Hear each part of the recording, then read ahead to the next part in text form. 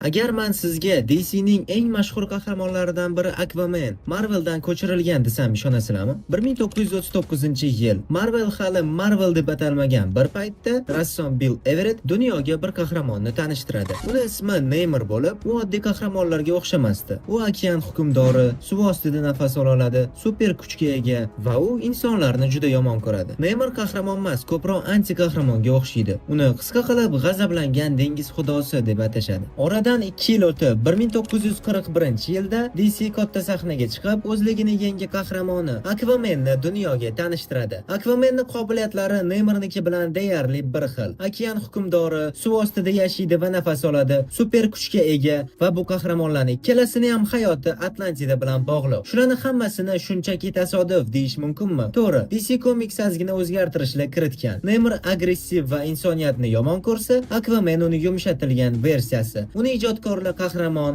himoyachi va qirol qilib yaratishgan.